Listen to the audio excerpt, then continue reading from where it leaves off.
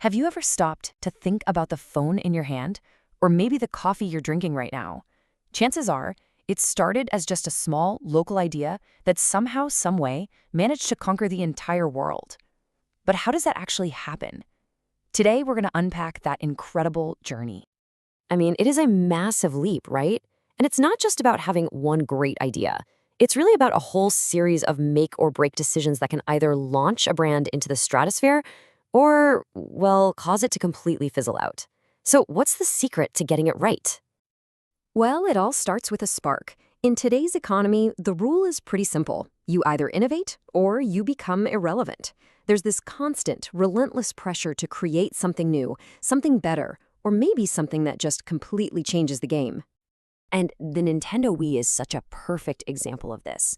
Back in the mid-2000s, the whole gaming industry was in this arms race for more power, better graphics. But Nintendo, they just took a hard left turn. They decided to focus on a new way to play, with motion controls. And suddenly, gaming was interactive and fun for literally everyone, not just the hardcore players. It was a total game changer. And that's really the bottom line here. For companies today, innovation isn't some side project they get to when they have time. Nope. It's a core part of survival. It is the engine that powers everything that's going to come next. Okay, so once a company commits to innovating, they face a pretty big question. How? They have to actually build this new thing. And right away, they hit a fundamental fork in the road.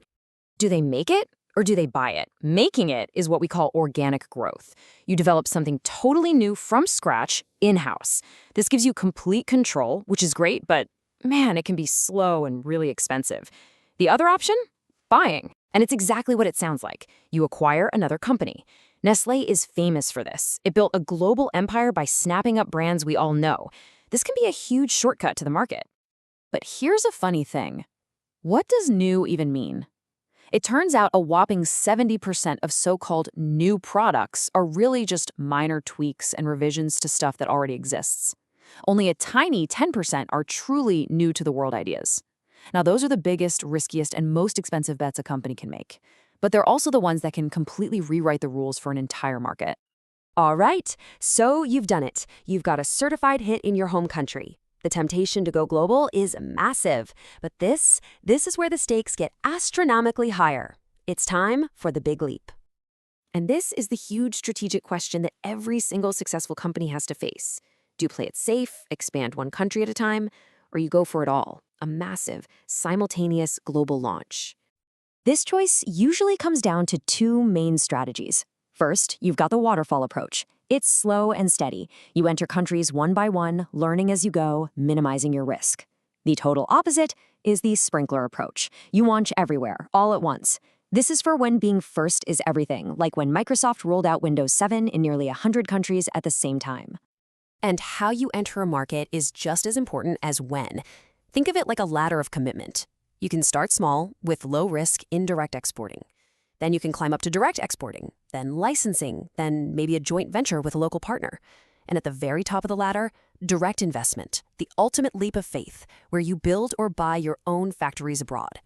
Each step up means more control and more profit, but yeah, a whole lot more risk. But once you're actually in a new country, you hit what might be the biggest challenge of all. Do you stick with the product that made you famous, or do you change it to fit local tastes? This is the great adaptation dilemma. KFC is a masterclass in this. We all know them for fried chicken, right? Well, walk into a KFC in China and you can order a dragon twister, a wrap with Peking duck sauce. It's a brilliant way to adapt a global brand for a very distinct local palate. And McDonald's had to do something similar in India. Their most iconic burger, the Big Mac, is made with beef, which was a non-starter there because of local customs. So what did they do? They invented the Maharaja Mac, made with mutton. They didn't just tweak the product. They totally reinvented their flagship burger just to fit the culture. But oh boy, getting this wrong can be an absolute disaster. When Campbell's brought its famous condensed soup to the UK, they missed one tiny crucial detail. They forgot to tell people they had to add water. So customers just saw this expensive, tiny can of soup and of course they didn't buy it. A simple communication mistake cost them millions. And the list of these kinds of blunders is long and honestly, pretty hilarious. Clairol tried to sell its mist stick curling iron in Germany, not knowing that mist is German slang for manure. And Core's slogan, "Turn it loose," got translated in Spain as "suffer from diarrhea." These aren't just funny stories, they are incredibly expensive lessons in why you have to understand the local culture.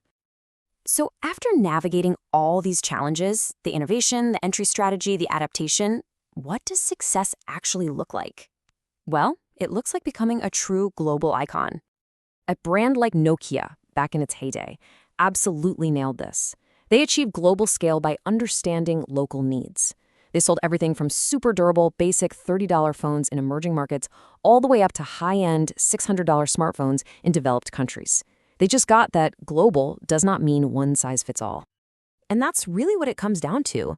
Building a global brand is a masterclass in balance. You have to know exactly when to standardize and when to customize. You have to balance central control with local freedom. It's about building a system that is somehow both perfectly consistent and incredibly flexible at the same time. Okay, so here's something to chew on. The Toyota Sienna minivan, a Japanese brand, right? It's assembled in Indiana, and a full 90% of its parts come from North America. Now, at the same time, the Ford Mustang, this huge symbol of American manufacturing, only has 65% of its components from the US or Canada. Which leads us to one last question. In a world with global supply chains, where a product is designed in one country, its parts are sourced from 10 others, and it's all assembled somewhere else entirely, what does that made in label on the back really tell us anymore?